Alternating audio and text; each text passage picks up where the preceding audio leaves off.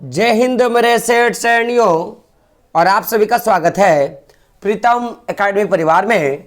और मैं हूं पंकज कुमार। तो आज के इस वीडियो पे बात करेंगे हिस्ट्री का जो चैप्टर 2 है आपका। इस चैप्टर 2 के हम लोग बात करेंगे मोस्ट इंपॉर्टेंट एमसीक्यू में, क्योंकि आपको पता होगा कि आपके बोर्ड एग्जाम में एमसीक्यू के भी क्वेश्चन पूछे जाते हैं। तो ये जो सेकेंड चैप्टर है आपका, वो आपके बोर्ड एग्जाम के लिए बहुत ही इंपॉर्टेंट है और इससे आपके एग्जाम में करीबन 6 से 7 प्रश्न हर साल पूछे ही जाते हैं। तो चैप्टर को बड़ा ध्यान से देखना है। और साथ साथ इस चैप्टर में हम लोग एक चीज बेसिक क्या देखेंगे कि ये जो क्वेश्चन है वो कब पूछा गया और क्या ये क्वेश्चन पूछेगा कि नहीं पूछेगा, इसका एनालिसिस आप खुद से ही कर पाओगे। तो वीडियो को क्या करें, शुरू से लास्ट तक देखें, क्योंकि लगभग अगर आप देखोगे तो 58 क्वेश्चंस इस पूरे के पूरे वीडियो पे मैं लूंगा और 58 के 58 क्वेश्चंस आपके लिए बहुत ही इंपॉर्टेंट है। तो देखेंगे सबसे पहले पहला नंबर क्वेश्चन का क्या है आपका कि फूट डालकर विजय प्राप्त करने का कार्य सर्वप्रथम किस राजा ने किया था। और आपके ऑप्शंस क्या है, अजात शत्रु, पुष्यमित्र शुंग, अशोक और समुद्रगुप्त। तो इसका जो आंसर होगा ऑप्शन नंबर ए, अजात शत्रु ने क्या किया था, फूट डालकर विजय प्राप्त करने की जो पद्धति है उसको अपनाया था। अब बात करते हैं हम लोग अगले प्रश्न पे। तो दूसरा नंबर का प्रश्न आपकी स्क्रीन पर यह रहा कि आप देख सकते हो प्रश्न क्या है आपका। अगर मैं बात करूं प्रश्न का, तो प्रश्न है आपका कि जैविक वेद किस वंश के काल में थे। प्रश्न क्या है कि जैविक वेद किस काल के वंश में थे। तो आप देखोगे मौर्य के वंश में, गुप्त वंश के वंश में, हर्यक के वंश में या कुषाण के वंश में। तो अगर मैं जैविक वेद का बात करूं तो वो किसके वंश में थे माय डियर फ्रेंड। तो ऑप्शन इसका सही हो जाएगा ऑप्शन नंबर 100, हर्यक वंश में। तो ये जो आपका जैविक वेद है ये किस वंश में थे, तो हर्यक वंश में कौन थे, जैविक वेद थे। अब बात करें अगले प्रश्न पे। तो अगला प्रश्न आपके स्क्रीन पर यह रहा, प्रश्न है आपका 3 नंबर का कि अपने स्वयं के खर्चे से सुदर्शन झील की मरम्मत किसने कराया था। और यह प्रश्न अगले साल जैक बोर्ड के एग्जाम में पूछा गया था कि अपने स्वयं के खर्चे से सुदर्शन झील की मरम्मत किसने कराया था। ऑप्शंस क्या है आपका देख सकते हो, अशोक, कनिष्क, रुद्रदामन या स्कंदगुप्त। तो इसका जो आंसर हो जाएगा मॉडिफाइड ऑप्शन नंबर डी। क्या हो जाएगा ऑप्शन नंबर डी, क्या हो जाएगा ऑप्शन नंबर इसका हो जाएगा 100। क्या होगा, रुद्रदामन ने क्या किया था, अपने ही खर्चे से क्या किया था, सुदर्शन झील का जो है निर्माण करवाया था। अब है अगला प्रश्न। प्रश्न है आपका कि पाटलिपुत्र नगर की स्थापना उदयन ने किस नदी के संगम पर बनाया। अब यहाँ पे 2 क्वेश्चन पूछेगा कि पाटलिपुत्र नगर का स्थापना किसने किया था। आप उदयन तो मारोगे ही, लेकिन यहाँ पे क्वेश्चन मैंने और ऐड कर दिया है कि पाटलिपुत्र नगर की स्थापना उदयन के द्वारा किया गया। अब क्वेश्चन आएगा कि किस नदी के संगम पर जो है ये पाटलिपुत्र नगर बनाया गया। अब ऑप्शंस क्या है, गंगा, सोन, पुनपुन और इन्हीं सभी के संगम पर। तो देखिए नदी का संगम यानी कि जहां पे नदियां मिलती हैं, तो आप देखोगे ऐसा जगह जहां पे गंगा, सोन और पुनपुन नदी मिलती है, इन्हीं सभी के संगम पे क्या किया गया था, आपका पाटलिपुत्र नगर का स्थापना किया गया था। तो ऑप्शन नंबर डी क्या होगा, इसका आपका करेक्ट हो जाएगा। बात करें अगले प्रश्न में, तो 5वां नंबर का प्रश्न है आपके स्क्रीन पर।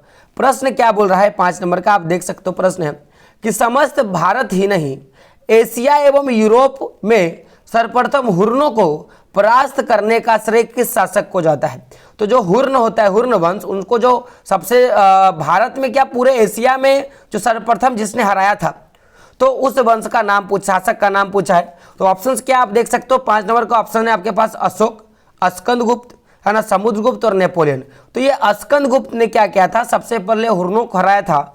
और ये हुर्नों को हराने वाले भारत के नहीं बल्कि पूरे एशिया के पहले राजा बने थे। तो इसका स्कंद क्या ऑप्शन क्या हो जाएगा, ऑप्शन नंबर बी आपका करेक्ट हो जाएगा। अगला प्रश्न आप देख सकते हो क्या आपका कि यूरोप का समुद्रगुप्त कौन था। क्वेश्चन आता है कि यूरोप का समुद्रगुप्त कौन था। ऑप्शंस क्या, Hitler, option number B Napoleon, Bismarck या आप देख सकते हो ऑप्शन नंबर 2 क्या है, मुसोलिनी। तो ऑप्शन नंबर क्या हो जाएगा, नेपोलियन। नेपोलियन जो है उसे यूरोप का समुद्रगुप्त कहा जाता है। तो ऑप्शन नंबर बी आपका क्या होगा, करेक्ट होगा। और ये वाला प्रश्न जो है ना, ये वाला जो अभी हम लोगों ने पढ़ा, कौन सा वाला, यूरोप का समुद्रगुप्त, तो आपको पता होगा नेपोलियन। ये बहुत इंपॉर्टेंट है, हर साल पूछा जाने वाला प्रश्न है।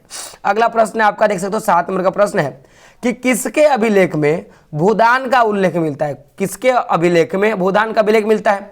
अब आपसे प्रश्न होगा, बताइए अभिलेख क्या होता है। तो आप कमेंट करके बता सकते हैं अभिलेख क्या है। ऑप्शंस क्या है, अशोक, समुद्रगुप्त है ना, प्रभावती गुप्त और क्या है इनमें से सभी। तो जो प्रभावती गुप्त का जो अभिलेख है उस अभिलेख में भूदान का उल्लेख जो है मिलता है। तो ऑप्शन नंबर 100 क्या होगा आपका सही हो जाएगा। बात करें अगले प्रश्न पे, तो प्रश्न 8वां नंबर का कि भू अनुदान से संबंधित प्रथम अभिलेख का प्रमाण किसका है। भूदान से संबंधित प्रथम यानी कि जो भूमि दान के लिए जो सबसे पहला जो अभिलेख जारी किया गया था तो वो किसका था।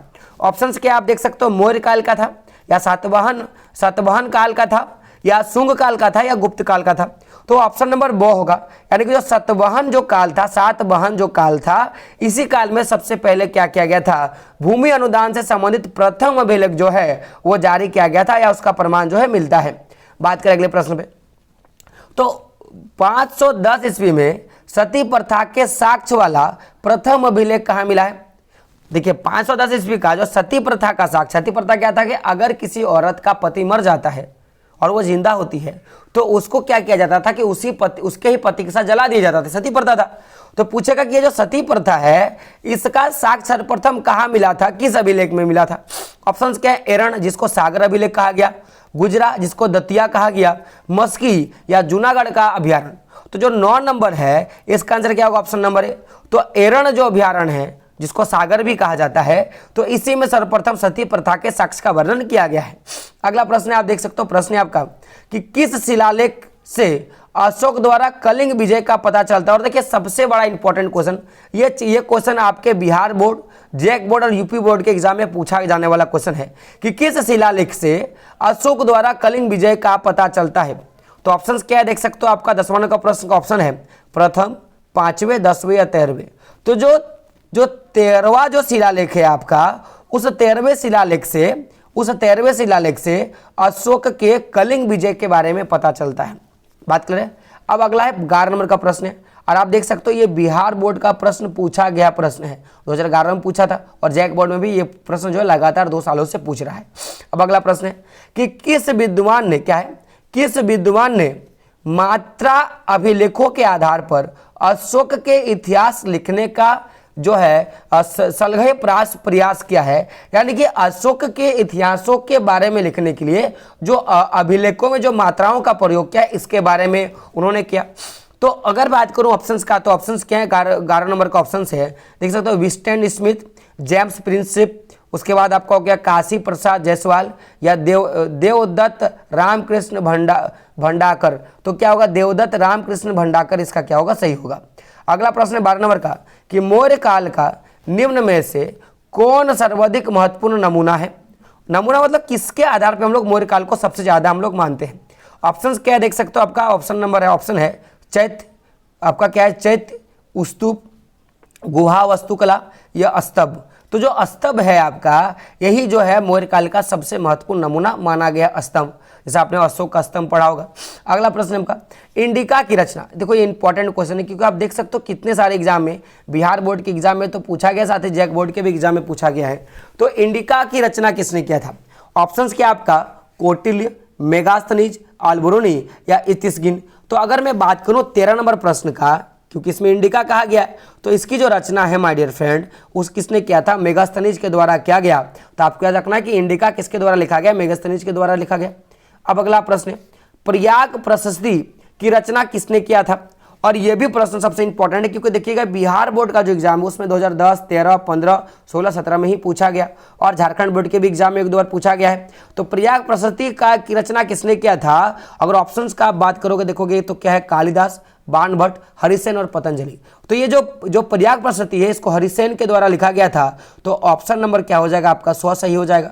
अगला प्रश्न 15 नंबर का कि गुप्तों के काल में चीनी यात्री भारत आया था। तो गुप्तों के काल में कौन सा जो चीनी यात्री है वो भारत आया था। ऑप्शंस क्या है, हैंसांग, फायान, इतिस्गिन और क्या है, वांग हेत्सांग है। तो अगर मैं बात करूं 15 नंबर का आंसर का तो ऑप्शन नंबर क्या हो जाएगा बी। तो फायान जो है वो पहले जो चीनी यात्री था जो गुप्त काल के शासन काल में क्या आया था, भारत आया था। तो फायान हो जाएगा इसका आंसर। अगला प्रश्न है देख सकते हो, ये तो पूछा गया एग्जाम में। अगला है भारतीय इतिहास का कौन सा काल स्वर्णिम काल के नाम से जाना जाता है। और देख सकते हो लगातार प्रश्नों में प्रश्न पूछा गया है। ऑप्शंस क्या है, मौर्य काल, गुप्त काल, मुगल काल या अंग्रेजों का काल। तो 16 नंबर का आंसर हो जाएगा ऑप्शन नंबर बी, गुप्त काल को कहा क्योंकि इसमें सबसे अधिक सोने के सिक्कों को बनाया गया था, इसीलिए इसको कहा गया है। अगला प्रश्न है, अशोक किस वंश का शासक था? ऑप्शन क्या है, नंद वंश का, मौर्य वंश का, सेब वंश का या पाल वंश का? तो अगर मैं बात करूँ अशोक का, तो अशोक जो है वो मौर्य वंश का शासक का राजा था, तो ये याद रखिएगा मौर्य वंश। ठीक है, अगला प्रश्न है आपका, देख सकते हो, कोटिल की कृति, कोटिल किसका रचना है?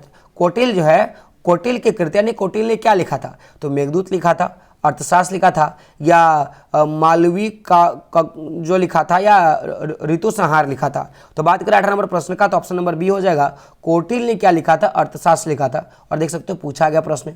अगला प्रश्न आता है कि मेगास्थनीज भारत में किसके दरबार पे आया था? मेगास्थनीज तो आया था, तो वो किसके दरबार पे आया था? ऑप्शन क्या आप देख सकते हो, ऑप्शन से आपका चंद्रगुप्त मौर्य, बिंदुसार, अशोक, पुष्यमित्र शुंग। तो क्या होगा, जो है आपका चंद्रगुप्त मौर्य इसका क्या हो जाएगा? सही आंसर हो जाएगा।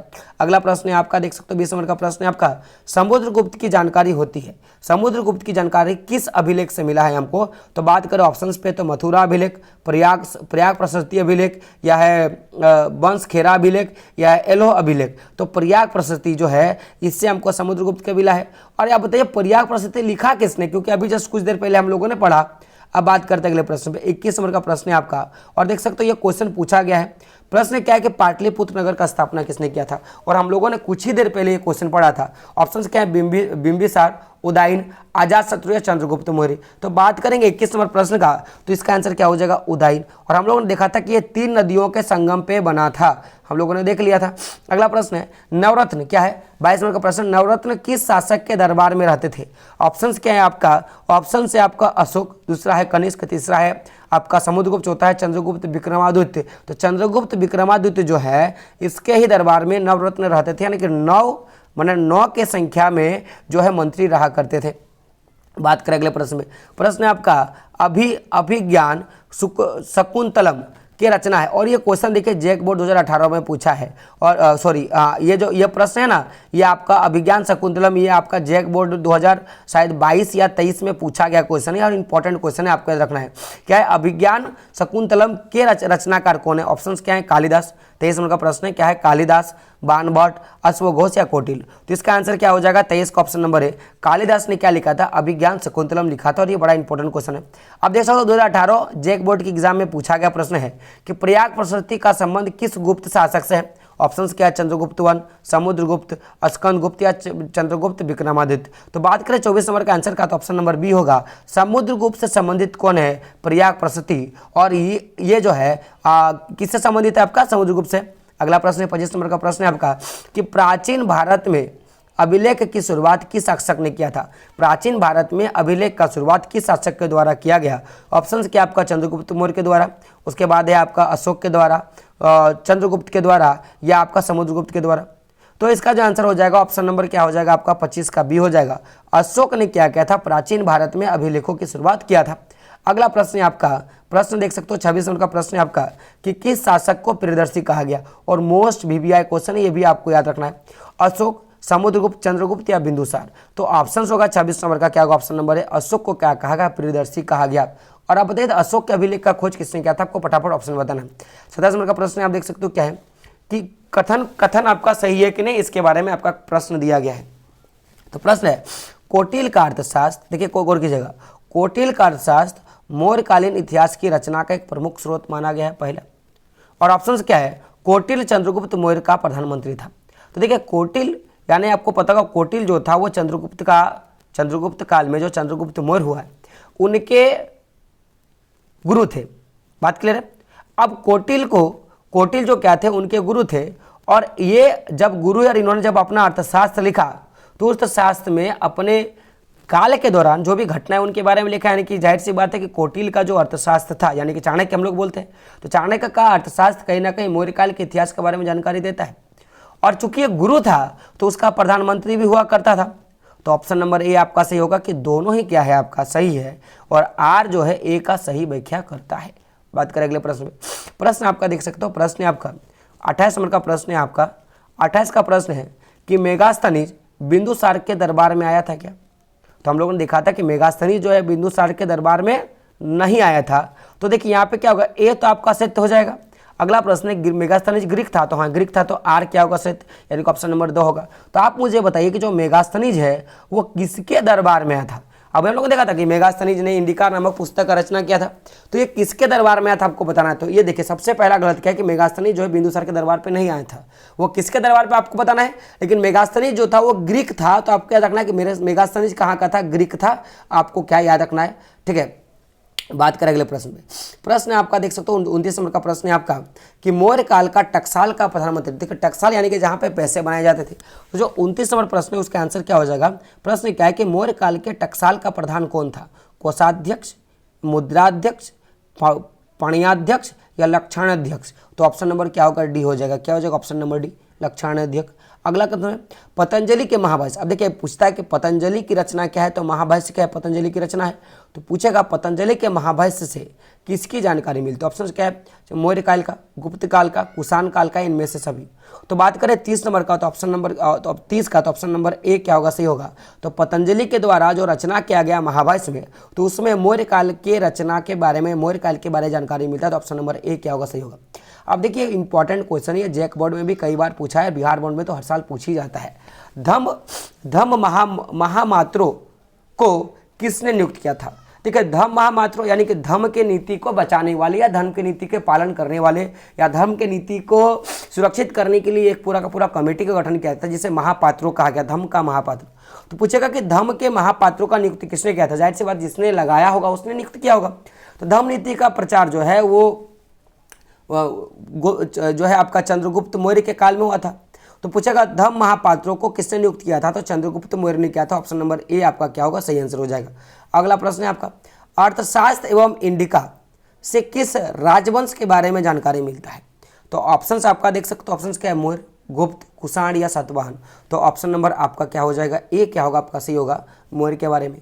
अब देखिए यहाँ पे क्वेश्चन पूछता है कि बताइए कि एलोरा में कैलाश मंदिर किस राजवंश ने निर्मित कराया। अब पूछेगा कि बताइए कि आप ये बताइए तो एलोरा का कैलाश मंदिर है कहाँ, किस राज्य में स्थित है। आप एक बार मुझे कमेंट करके जरूर बताइएगा। तो अब क्वेश्चन है कि एलोरा में कैलाश मंदिर किस राजवंश ने निर्मित करवाया था। हम लोगों ने देखा चोल, पल्लव, चालुक्य या राष्ट्रकूट। तो बात करें 33 नंबर का आंसर क्या हो जाएगा, ऑप्शन नंबर डी, यानी कि ऑप्शन नंबर 2 क्या होगा, इसका सही आंसर हो जाएगा। तो राष्ट्रकूट ने क्या क्या था, एलोरा के कैलाश मंदिर का क्या क्या था, निर्माण आपका करवाया था। अब अगला प्रश्न आपका देख सकते हो, प्रश्न है आपका कि 16 महाजनपदों में सबसे शक्तिशाली महाजनपद कितना था। तो क्वेश्चन यहाँ से पूछेगा बताइए 16 जनपदों की संख्या कितनी थी, तो 16 था। अब उसमें से प्रमुख देख सकते हो, ये जो देख सकते हो 1, 2, 3 और 4 ये प्रमुख क्या थे आपके जनपद था। लेकिन इन प्रमुख जनपदों में से जो सबसे ताकतवर जो महाजनपद था वो क्या था, मगध। क्या था, मगध। तो मगध में पहले धनानंद का शासन था और धनानंद को मार के ही क्या किया था, चंद्रगुप्त जो मौर्य है वो शासन किया था। आपको ये याद रखना है। बात करें अगले प्रश्न में। प्रश्न आपका कि पुराणों का संख्या कितना है। देखिए इंपॉर्टेंट क्वेश्चन, ये तो बिहार बोर्ड के हर साल 15-16 में क्वेश्चन पूछा गया, 18 में 19 में क्वेश्चन पूछा गया। तो कहीं ना कहीं ये जैक बोर्ड में भी क्वेश्चन जो है पूछा जाता है, पुराणों का संख्या कितना है। ऑप्शंस क्या, 16, 18, 20 और 19। तो बात करें 35 नंबर प्रश्न का, तो क्या होगा, ऑप्शन नंबर वो, यानी कि पुराणों का संख्या कितना है आपका, 18। कितना है आपका, 18 को क्या है आपका पुराण है। अब प्रश्न है अर्थशास्त्र के लेखक कौन थे। तो अर्थशास्त्र के लेखक देख सकते हो क्या आपका वाल्मीकि, मनु, कौटिल्य। ये देखिए इसी को कौटिल्य को ही क्या कहा गया, चाणक्य कहा गया या वेद व्यास। तो 36 नंबर का आंसर क्या हो जाएगा, 100। तो कौटिल्य और चाणक्य ने ही क्या क्या था, व्यास को लिखा। देखो कि जैक बोर्ड के एग्जाम में और बिहार बोर्ड के एग्जाम में ये लगातार जो है प्रश्न पूछे गए हैं। अगला प्रश्न है, देखो कि बिहार बोर्ड में पूछा गया प्रश्न है आपका कि वज्जी, क्या वज्जी को समर्पित ग्रंथ कहा गया है। वज्जी को सामाजिक ग्रंथ में कहा गया है। क्या कहा गया है, देख सकते हो, है ना, गणसंघ, है ना, गणतंत्र, राजतंत्र या इनमें से सभी। तो बात करें 37 का, तो 37 का क्या हो जाएगा, ऑप्शन नंबर वो क्या होगा, गणतंत्र। देखिए वज्जी क्या था, एक प्रकार की, जैसे हम लोगों ने 16 महाजनपद पढ़ा था ना, 16 महाजनपद का एगो पार्ट क्या था, वज्जी था। और वज्जी को जो है सामाजिक ग्रंथ में क्या कहा जाता है, तो ये गणतंत्र था। इसमें किसी तरह का किसी राजा का शासन नहीं था। अगला प्रश्न है जनपद शब्द का शाब्दिक अर्थ क्या है। देखिएगा पूछा गया प्रश्न है। तो जनपद शब्द का शाब्दिक अर्थ क्या है, ऑप्शन क्या है, जहाँ लोग अपना घर बनाते हैं, जहाँ लोग मवेशी रखते हैं। 100 यानी कि ए और बी दोनों, और इनमें से कोई नहीं। तो जो 38 है, 38 का आंसर क्या हो जाएगा my dear friend, option number A क्या होगा, जहां लोग अपना घर बनाते हैं, इसे ही क्या कहा गया आपका माय डियर फ्रेंड, इसे जनपद कहा गया। अगला प्रश्न है पंच चिन्ह। पंच चिन्ह वाले सिक्के बने होते थे किससे? सोने के, चांदी के, तांबे को, ब और सौ दोनों। तो ऑप्शन नंबर जो क्वेश्चन नंबर 39 है उसका आंसर क्या हो जाएगा? ब और सौ दोनों, यानी कि चांदी का और साथ साथ तांबे के जो सिक्के बने होते थे जिसमें 5 चिन्ह वाला उसमें सिक्का होता था। देखिए बिहार बोर्ड में पूछा गया क्वेश्चन है। अगला प्रश्न, पाटलिपुत्र नगर का स्थापना किसने किया था? तो हम लोगों ने बार बार पाटलिपुत्र नगर का स्थापना किया गया था। तो आप देखिएगा, बात करें इसका आंसर का तो देखोगे किसके द्वारा है? मुंडकों के द्वारा, बिंबिसार के द्वारा, उदयन भद्र के द्वारा जा सकते हो। देखिए इस उदयन को कहीं कहीं उदयन भद्र कहा गया, तो इसका ऑप्शन नंबर क्या होगा? सही, इसका सही आंसर हो जाएगा। अगला प्रश्न है तक्षशिला विश्वविद्यालय कहाँ स्थित है? और बहुत ही इंपॉर्टेंट क्वेश्चन है आपका। तक्षशिला विश्वविद्यालय कहाँ है? पाकिस्तान में, बांग्लादेश में, भारत में या बर्मा में? तो बात करें 41 नंबर प्रश्न का तो क्या होगा? ऑप्शन नंबर है वर्तमान में जो तक्षशिला विश्वविद्यालय है वो पाकिस्तान में आपका स्थित है। अगला प्रश्न है फायान किसके शासनकाल में भारत आया था? और देखो जैक बोर्ड का 2016 का ये पूछा गया प्रश्न है। फायान किसके शासन में भारत आया था?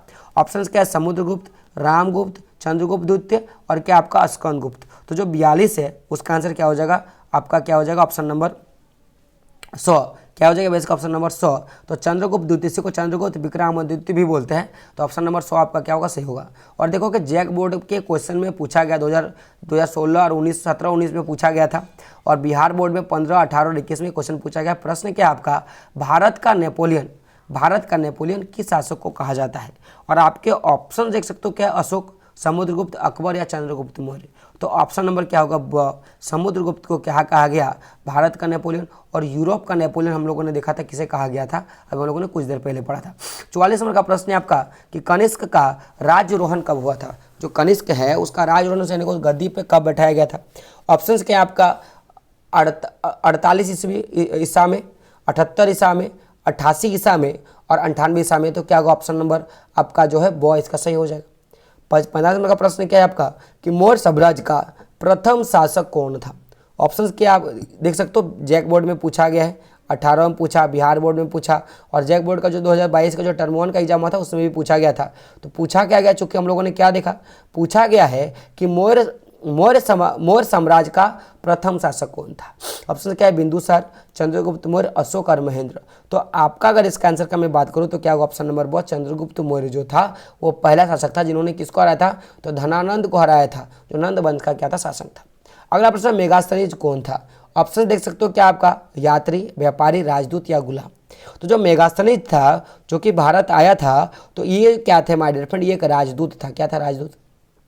आपको पता होगा ग्रीक से आया हुआ था, और ग्रीक में एक राजा जो था वो बहुत ज़्यादा फेमस था, जिसे किस नाम से जाना जाता था? आपको बताना है कि ये जो राजदूत जब भारत आया तो ये किस राजा का नेतृत्व कर रहा था? ग्रीक का, आपको बताना है, ठीक है।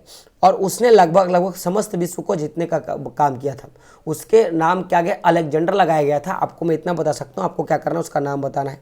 47 नंबर का प्रश्न है कि धम्म की शुरुआत किसने किया था? ऑप्शन क्या? चंद्रगुप्त मौर्य, चंद्रगुप्त विक्रमादित्य, अशोक या कनिष्क। तो जो 47 नंबर का प्रश्न इसका जो आंसर हो जाएगा ऑप्शन नंबर 100। तो अशोक ने क्या किया था? आपका धम्म नीति का शुरुआत किया था। बात करें अगला प्रश्न है आपका, मौर्य साम्राज्य का तृतीय शासक कौन था? तो मौर्य साम्राज्य का जो तृतीय शासक था, ऑप्शंस आप देख सकते हो क्या है आपका? ऑप्शंस आप देखोगे तो ऑप्शन से आपका अशोक, बिंदुसार, चंद्रगुप्त मौर्य और महेंद्रगुप्त। तो जो इसका आंसर हो जाएगा ऑप्शन नंबर क्या हो जाएगा? ए, यानी कि अशोक जो था वो मौर्य साम्राज्य का तीसरा शासक था। पहला क्या होगा आपका? चंद्रगुप्त, और दूसरा क्या होगा? चंद्रगुप्त 2, ठीक है। पहला होगा चंद्रगुप्त, और दूसरा क्या होगा? चंद्रगुप्त द्वितीय, और तीसरा क्या होगा आपका? अशोक। आपको क्या करना है? याद रखना है। अगला प्रश्न है आपका, पाटलिपुत्र नगर का स्थापना कब और क्या क्या कहा गया? पाटलिपुत्र नगर का स्थापना कब, किस नदी के संगम पर किया गया? तो यहाँ पे देखिए डेट मेंशन नहीं है, केवल यहाँ पे आपको बताना है कि किस नदी के संगम पे था। तो हम लोगों ने कुछ देर पहले खुद ही देखा था कि जो पाटलिपुत्र नगर है वो किस नदी के किनारे था? तो पुनपुन सोन गंगा नदी के किनारे था। खाली आप ये बता दीजिए, आप मेरे को तिथि बता दीजिए कि पाटलिपुत्र नगर का स्थापना कब हुआ था। मुझे क्या करें? तिथि खाली बता दीजिए। अगला प्रश्न है आपका, देख सकते हो, और ये जैक बोर्ड का एग्जाम में और बिहार बोर्ड के एग्जाम में पूछा गया प्रश्न है। आप देख सकते हो प्रश्न क्या है आपका? प्रश्न है आपका कि कलिंग की लड़ाई, प्रश्न क्या है आपका? देख सकते हो प्रश्न है आपका कि कलिंग की लड़ाई कब लड़ी गई? और ऑप्शंस क्या है? देख सकते हो आपका 1661 ईस्वी में, 280 ईसा पूर्व में, है ना, 285 ईसा पूर्व में और 290 ईसा पूर्व में। तो 50 का जो आंसर होगा इसका क्या होगा, ऑप्शन नंबर ए। ऑप्शन क्या आपका देख सकते हो, 261 ईसा पूर्व में क्या था, कलिंग की लड़ाई लड़ी गई थी, और कलिंग की लड़ाई का जो है अशोक जीता था, आपको पता होगा। तो अब यहीं पे प्रश्न पूछेगा कि किस अभिलेख में था, चूंकि हम लोगों ने पहले ही पढ़ लिया था। 51 का प्रश्न है, मुद्रा राक्षस किसका रचना है, और बड़ा इंपॉर्टेंट है। ऑप्शन क्या है, कौटिल्य, विशाखादत्त, मेगास्थनीज या इनमें से कोई नहीं। तो बात करें 51 का, तो क्या होगा ऑप्शन नंबर ब, तो विशाखादत्त जो है उन्होंने मुद्रा राक्षस की रचना किया था। अगला प्रश्न आपका देख सकते हो, मगध साम्राज्य की स्थापना किसने किया था, मगध साम्राज्य का स्थापना किसने किया था। और देखो कि क्वेश्चन पूछा गया है। तो बात करें 52 नंबर का आंसर का, तो ऑप्शंस क्या है, बिंबिसार, अजातशत्रु, उदयन या क्या है, नगदक शक। तो इसका आंसर क्या हो जाएगा, बिंबिसार ने क्या किया था, मगध साम्राज्य का स्थापना किया था। अगला प्रश्न देख सकते हो क्या है कि शक सावंत अभ्यारण्य किसने दिया था, शक सावंत जो है अभ्यारण्य किसने किया। ऑप्शंस क्या है आपका, सॉरी देखिएगा, मैं क्वेश्चन को मैं थोड़ा गलत मिसप्रिंट पढ़ रहा था। प्रश्न क्या है, शक सावंत आरब किसने किया। शक सावंत कैलेंडर है, पता होगा हिंदी कैलेंडर शक सावंत है, और हम लोग जो मेजरली यूज़ करते हैं घिगरी कैलेंडर करते हैं। तो ये टर्म 1 में पूछा गया क्वेश्चन है झारखंड बोर्ड का। तो शक सावंत का आरंभ किसने किया था। ऑप्शन क्या है, अशोक के द्वारा, है ना, चंद्रगुप्त के द्वारा, कनिष्क के द्वारा, हर्षवर्धन के द्वारा। जो 53 नंबर का प्रश्न है उसका आंसर हो जाएगा ऑप्शन नंबर 100, यानी कि कनिष्क के द्वारा क्या किया था, शक सावंत का स्थापना किया था। तो शक सावंत की शुरुआत कब की गई थी, आपको डेट मुझे जरूर बता दीजिएगा एक बात। प्रश्न पूछेगा, देख सकते हो, अगुत्तर निकाय क्या है, अगुत्तर निकाय अनुसार महाजनपदों की संख्या कितनी है। एक अगुत्तर निकाय नाम का एक व्यक्ति था, उसके हिसाब से महाजनपदों की संख्या कितनी थी, 8, 16, 32 या 64। तो बात करें 54 का, तो आंसर क्या हो जाएगा ऑप्शन नंबर बी, यानी कि 16 था। इसी हिसाब से हम लोग क्या करते हैं, 16 जनपदों के बारे में पढ़ते हैं। बात करें 55 प्रश्न का, चंद्रगुप्त मौर्य का शासनकाल। चंद्रगुप्त मौर्य का शासनकाल कब से कब तक था, इंपॉर्टेंट प्रश्न है, चाहे वो बिहार बोर्ड के लिए हो, जैक बोर्ड के लिए बहुत ही इंपॉर्टेंट है। तो इसका जो शासनकाल था वो 320 ईसा से आपका 298 ईसा पूर्व तक क्या था, चंद्रगुप्त मौर्य का शासनकाल था। और ये बहुत इंपॉर्टेंट क्वेश्चन है, आपको याद रखना है।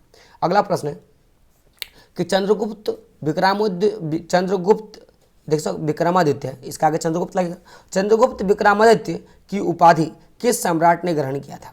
ऑप्शंस क्या है, देख सकते हो, चंद्रगुप्त ने, चंद्रगुप्त 1 ने, चंद्रगुप्त द्वितीय ने, समुद्रगुप्त ने, स्कंदगुप्त ने। तो ऑप्शन नंबर क्या हो जाएगा, ब। तो देखिए विक्रमादित्य की जो उपाधि वो किसने धारण किया था, तो चंद्रगुप्त द्वितीय ने। और इसी को क्या कहा गया, चंद्रगुप्त विक्रमादित्य कहा गया। तो चंद्रगुप्त द्वितीय, तो पहला आपका शासक चंद्रगुप्त, दूसरा क्या हो गया चंद्रगुप्त द्वितीय, और तीसरा आप लोगों ने अशोक के बारे में पढ़ा था। तो क्वेश्चन इंपॉर्टेंट है, पूछेगा कि विक्रमादित्य का उपाधि किसने धारण किया था। तो हम लोग क्या बोलेंगे, तो जो चंद्रगुप्त है, चंद्रगुप्त जो द्वितीय उन्होंने विक्रमादित्य की जो है उपाधि धारण किया था। 57 नंबर का प्रश्न है आपका। प्रश्न देख सकते हो क्या है आपका, मैं बात करूंगा प्रश्न पे। तो प्रश्न अंतिम प्रश्न है आपका। प्रश्न क्या है आपका, प्रश्न है कि मौर्य काल का क्या है, प्रश्न आएगा कि मौर्य काल का प्रसिद्ध यूनानी यात्री कौन था। ऑप्शंस क्या है, रॉबर्ट सिबेल, उसके बाद आपका क्या हो गया, रॉबर्ट सिबेल, फिर आपका हो जाता है my dear friend Megasthenes, Alberuni, और क्या है फ्रांसीसी वर्नियर। तो मेगास्थनीज का जो मौर्य काल का जो सबसे प्रसिद्ध जो आपका यूनानी मतलब होता है ग्रीक, तो यूनानी जो यात्री था वो कौन था माय डियर फ्रेंड। तो 57 का आंसर हो जाएगा ब, क्या हो जाएगा मेगास्थनीज। मेगास्थनीज सबसे प्रसिद्ध क्या था, यूनानी यात्री था। तो मैं एक अंतिम प्रश्न जो है मैं आप लोगों से पूछूंगा। तो प्रश्न का मैं बात करूं तो प्रश्न क्या है माय डियर फ्रेंड, कि पूछेगा कि हैंसांग, क्या पूछेगा कि आपका वैनसांग, इसको बहुत आदमी क्या बोलते हैं, हैंसांग बोलेगा। तो पूछेगा कि हैंसांग किस देश का यात्री था। ऑप्शन याद रखिएगा, यूनान, इटली, चीन या मोरक्को। तो अगर मैं इसका आंसर का मैं बात करूँ तो ऑप्शंस क्या हो जाएगा इसका, 100 चीन। यानी कि जो हैंसांग है माय डियर फ्रेंड, वो देखो क्वेश्चन मैंने क्या पूछा, मैंने बोला कि पूछेगा कि जो आपका वैनसांग है वो किस देश का यात्री था। तो ये जो था आपका चीन का यात्री था। ये क्वेश्चन पूछा जाता है, चूंकि जगह नहीं था तो मैंने टाइप नहीं कर पाया, लेकिन क्वेश्चन पूछे जाते हैं तो मेरा काम था आपके लिए बताना, मैंने आपको बता दिया। तो टोटल जितने भी प्रश्न थे मैंने आपको करवा दिया। अब आपका काम है कि उन सारे प्रश्नों को ध्यान से पढ़ना, ठीक से पढ़ना, ताकि आगे जो है आपके एग्जाम में पूछे जाएंगे। और धीरे धीरे करके इतिहास के जितने भी चैप्टर्स हैं सारे के सारे चैप्टर्स का हम लोग करेंगे। और लास्ट में फिर जो भी सम इंपॉर्टेंट क्वेश्चन हो सकते हैं, जो भी एग्जाम में पूछे जाने क्वेश्चन होंगे वो भी करेंगे, और प्रीवियस ईयर का भी क्वेश्चन हम लोग करेंगे। तो चैनल के साथ बने रहेंगे और प्लेलिस्ट प्लेलिस्ट पे जाके जो भी आप पीडीएफ जो भी आप देखना चाहते हो, जिसका भी एमसीक्यू देखना चाहते हो, वहाँ पे आपको ऑलरेडी एमसीक्यू मिल जाएगा। तो दोस्तों मिलते हैं अगले वीडियो में, तब तक के लिए जय हिंद, जय भारत और आपका दिन शुभ हो।